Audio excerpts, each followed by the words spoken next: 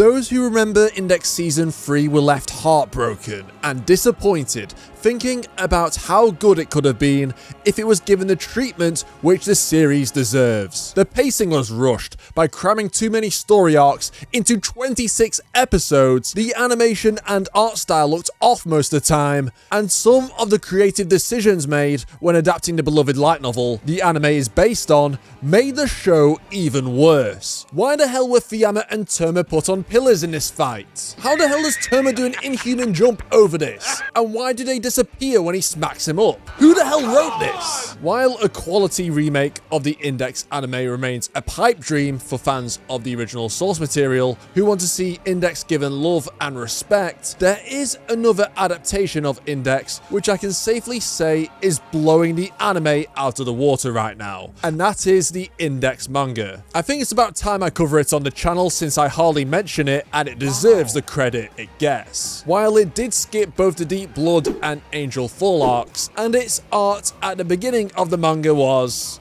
okay. It has proven good things come to those who wait, with it evolving harder than a starter Pokemon, as Kogino Chuya Sensei has transcended the mortal realm of artists and could be classed as a magic god of manga. Just the level of detail on display, the streamlined character designs, in addition to the sheer scale of the battle sequences later on in the manga, makes it feel very epic in proportion. The main reason why I don't often recommend the Index manga to my viewers is simply because it's not even caught up with season 3 of the anime, as it's currently adapting the story where episode 12 takes place, when there are 14 more episodes and multiple light novel volumes left to adapt. And that's not even including the huge amount of content beyond the anime, if the decision is made to continue it beyond the events of Index 3. However, if you are one of those fans who are adamant that there is no way I'm reading a book unless it has pictures on every page,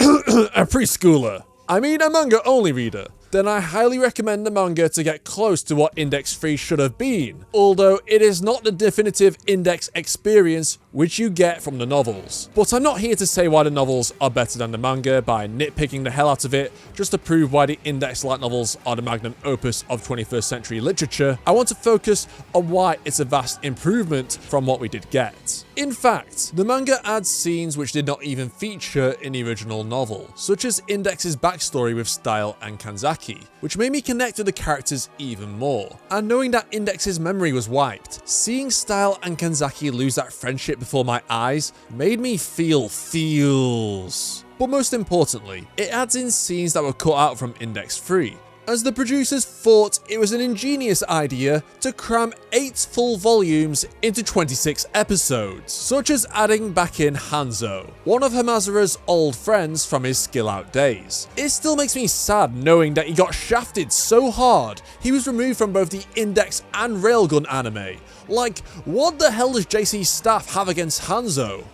Look how they massacred my boy. Oh, but I got time to add in filler scenes in episode 1, and a shot of Misaka in the shower that wasn't even in the novel. Rant aside, the wine drinking scene which adds more to the characters of both Aqua and Terra was also cut out in the anime, but features in the manga. There are probably more than these 2 examples, but these scenes are the ones that stick out to me at least. Comment below if you remember any more. Additionally, the Index manga doesn't suffer from the same pacing problems of Index 3, where it feels like it's faster than Sonic the Hedgehog on speed. The anime was forced to rush past so many events in order to get to the World War III arc and finish the original light novel series, with the adaptation clearly suffering as a result. I've seen so many anime-only viewers of Index 3 not understand what the hell is going on, or struggling to remember the abundance of new characters that make their debut, which likely contributed to it being ranked the worst rated Toaru season on my anime list. The manga is not plagued by the same problem,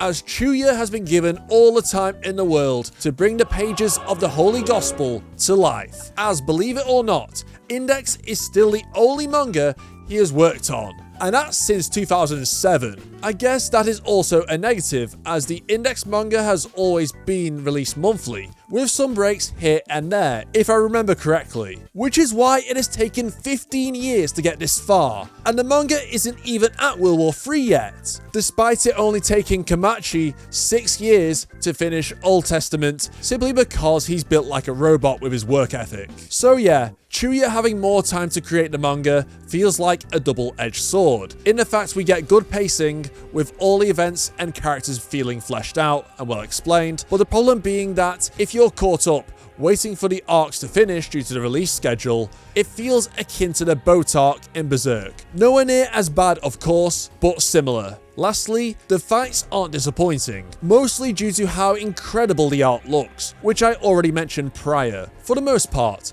Index 3's fights just didn't look great or feel that exciting. If anything, they were disappointing compared to the novel. But damn, just look how good these pages are compared to the anime. It's like night and day. And yes, I'm aware that manga artists have way more time to draw a panel compared to animators creating a single frame out of many in one fight scene. But even if you play a scene in full, it doesn't blow you away. Therefore, the manga is also superior in this aspect. Tell me your thoughts down below about the Index manga. Do you think it has done the light novels justice, or has it fallen short for whatever reason? And don't forget to subscribe for more Index and Railgun content. Thanks for watching, and I'll see you all next time. Bye bye.